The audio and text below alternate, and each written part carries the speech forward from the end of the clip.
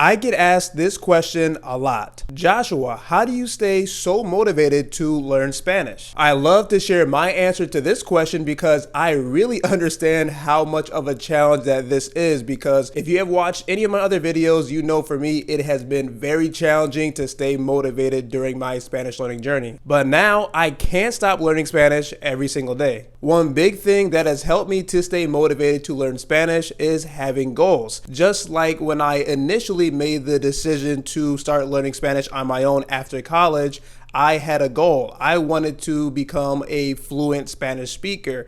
So another way that I like to look at goals, I like to call them desires. Also, they are my why. Why am I learning Spanish in the first place? And just having these goals over the past few years has kept me going, has kept me motivated to learn Spanish, because I'm always striving for something. I have so many goals that I would like to achieve this year. For example, I want to read more in Spanish. So since I had this goal, I had this desire, I went to the bookstore and I bought a decent amount of Spanish books here. And one big reason why I want to read more is because I know that it's going to increase my vocabulary. It's going to help me maintain my fluency, my speaking fluency skills.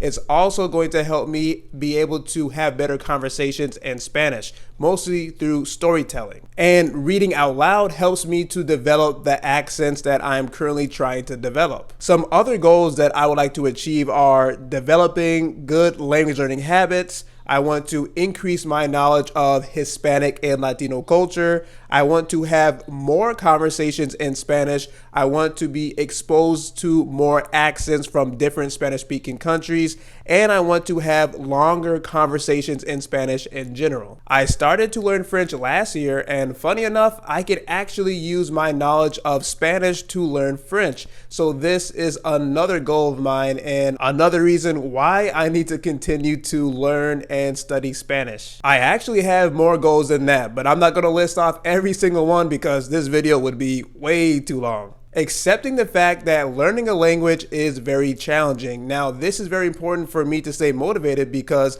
there have been many times in the past where I have not accepted this and I just had a lot of excuses. I had many reasons for why I wanted to give up. Or not many reasons, I mean one reason, because it was too hard.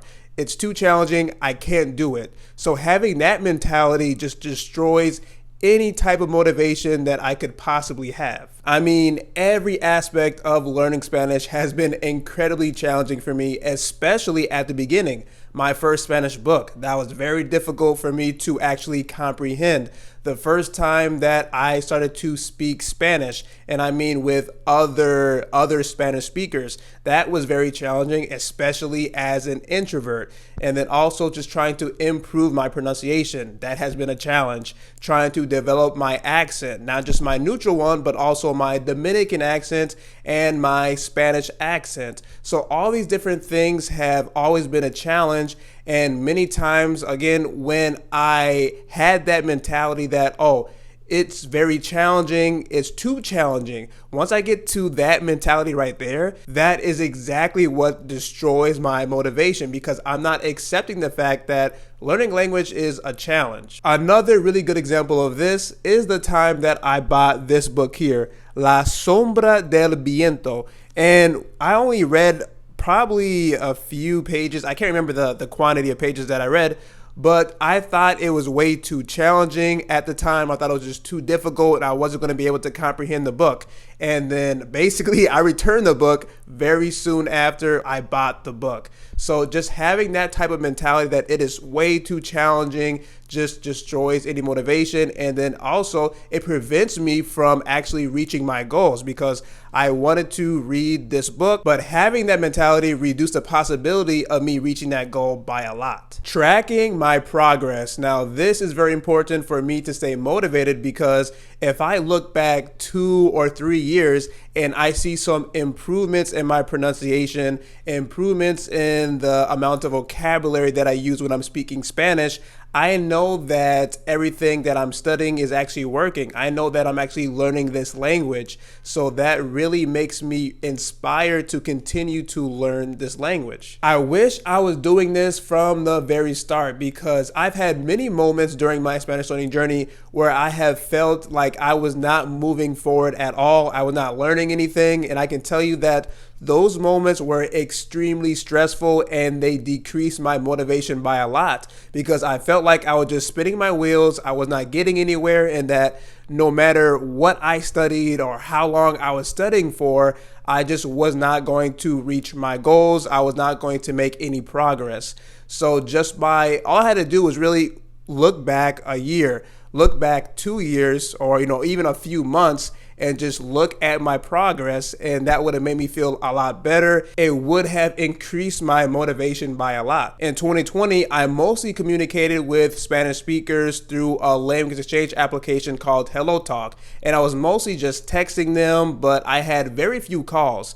So I went from that to now, where I am always having conversations with native Spanish speakers in person and not just through an exchange application. So for me, this continually motivates me a lot, because I know that I have come so far. I went from giving up on reading this book a few years ago to today. I actually read 2 Spanish books, and I have read more than 6 or 7 books in Spanish. I don't remember the quantity right now, but for me, that just makes me incredibly happy and motivated. Focusing on my goals. Now, this is different from just having goals, because I've had many weeks when I was learning Spanish where I just completely forgot why I was studying Spanish. I just started to study random things that really had nothing to do with my goals.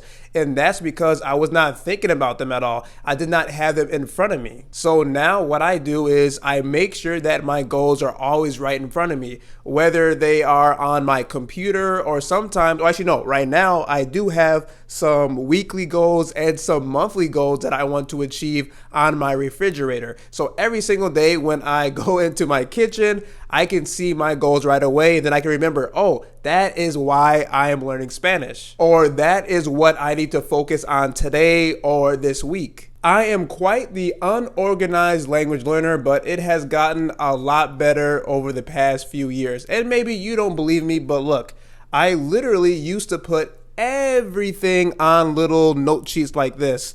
So I have songs that I would like to learn. I have artists that I want to look out for.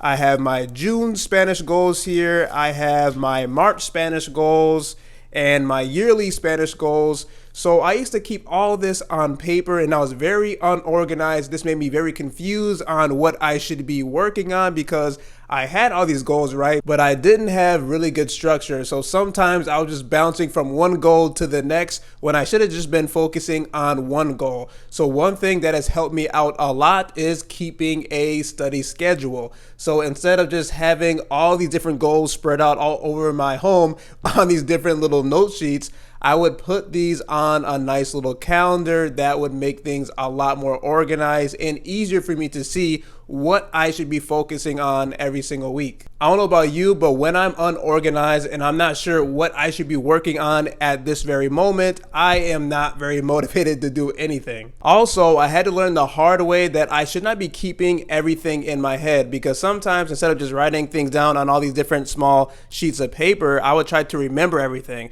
So remember that I wanted to learn this song, remember that I wanted to learn this word this week, or remember that I should be studying at 5 p.m. or 6 p.m. or that I should be reading in the morning. And that just made me even more stressed out, because I can't do that. There's so many things that are happening throughout the day. I go to work, and then after I come back from work, I'm pretty tired. So then just trying to remember that, oh, I have all these different things to do wasn't very efficient by any means. So now I feel a lot more organized and focused, and I'm not forgetting a lot of the different language tasks that I need to complete. Reducing the amount of resources that I use to learn Spanish. Now, this has been incredibly helpful for me, because I'm telling you, I was very terrible like a few years ago. I would have so many tabs open on my computer. I would have a lot of notebooks out in front of me, And I really thought that I was getting a lot done, but honestly, I was not getting a lot done. I was not learning a lot because I was just trying to switch between too many different things, like going on YouTube and then trying to read a book in Spanish, to going on Reddit to try to figure out one specific grammar rule, just doing way too much all at one time with too many resources. Now, this was very demotivating because I was very stressed out because I was not making as much progress as I wanted to because I was trying to do too many things all at one time, trying to reach too many goals all at the same time. And I am a very terrible multitasker, so that was not going to happen. Also, it was information overload. I was trying to learn too many different things at the same time as well. There are only so many things that I can do at one time. So for example, if I'm watching a telenovela on Netflix and I'm also trying to take notes while I'm watching this telenovela, I shouldn't be on Hello Talk trying to have a language exchange, trying to do 3 different things at the same time. It's just too much to do, at least for me. Now, I am very selective with the resources that I am using when I'm learning Spanish, so I don't want that to happen again. Getting enough rest and sleeping. Now, this may seem like common sense, but for me, it really wasn't, especially for learning Spanish. I thought I could just not sleep, or I could reduce the amount of hours that I was sleeping and learn Spanish more and learn Spanish faster because I still had my college mentality, my college study habits, which were absolutely terrible. And they were mostly just staying up very late and studying as much as possible and just cramming a lot of information in my brain. Now, this was a recipe for disaster because I kept pushing my body more and more, just trying to learn as much as possible throughout the night, even though I was absolutely exhausted and I ended up burning out. So it's really ridiculous. Sometimes I would be half asleep and still trying to study my flashcards. I mean, I was terrible. Even with books, because sometimes I would be reading my Spanish books when I was incredibly tired, but the issue was I wasn't comprehending anything because my brain was so fried. So I had to learn the hard way that I'm not going to be progressing with my Spanish skills if I reduce the amount that I sleep. I have to sleep, I have to rest, because actually when I wake up from a nap or when I wake up from sleeping in general, I feel a lot more refreshed. I actually remember a lot more, and yeah, I feel a lot less stressed out. And now I know that reducing the amount that I sleep makes me very tired. If I'm very tired, that means I'm not going to be motivated to learn Spanish. So now I don't do that anymore. I make sure that I get enough rest. Stop being so negative. I've had to hammer this idea into my mind because I've been incredibly negative towards my own self throughout my journey learning Spanish. The amount of times that I have thought to myself, Joshua, you suck at Spanish, you're not fluent, you can't speak well, you keep making mistakes. Why are you making mistakes if you're fluent? Your accent is absolutely terrible, you keep forgetting vocabulary, and so on and so forth. And all these negative thoughts have made me not want to continue to learn Spanish. You know, why would you want to learn Spanish if you have that type of mentality? All these different things. So that just really has destroyed a lot of my confidence. It has destroyed my motivation to even improve those skills. For example, when I was in the Dominican Republic, I had a lot of these types of negative thoughts like, okay, I can't sound like the Dominicans. They're going to make fun of me. I don't have the same accent as them. I can't speak as fast as them. I don't have really good Spanish. My Spanish is not good enough to have conversations with Dominicans. I kept rehearsing those things over and over in my head, and those actually prevented me from doing what I wanted to do. I wanted to have more conversations with Dominicans so I could learn more about how they spoke because it was all brand new to me.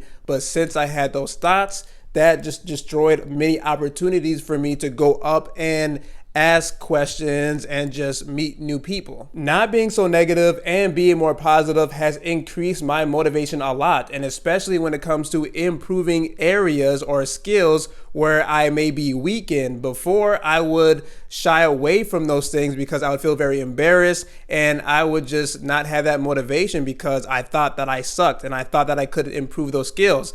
But now being positive, I know that I can improve those skills.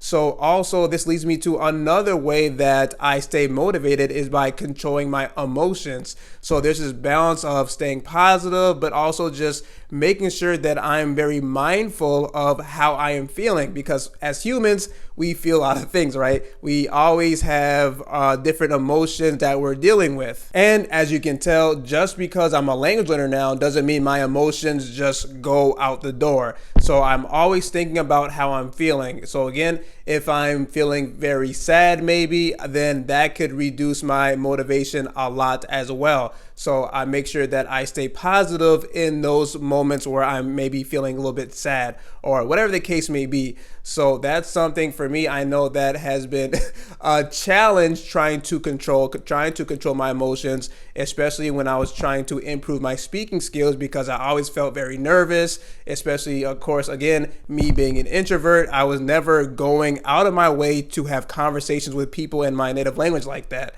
So for me, doing that in my second language, I had to really just deal with my emotions and get that practice in, because I was not going to improve my speaking skills. I was not going to become a fluent Spanish speaker just by sitting in my home and not speaking at all. I would have never imagined that my emotions would have such a big effect on the way that I learned Spanish. But I have learned that this is the case over years of reflection. For me, I think making learning Spanish a part of my life has been one of the best ways for me to stay motivated to learn Spanish.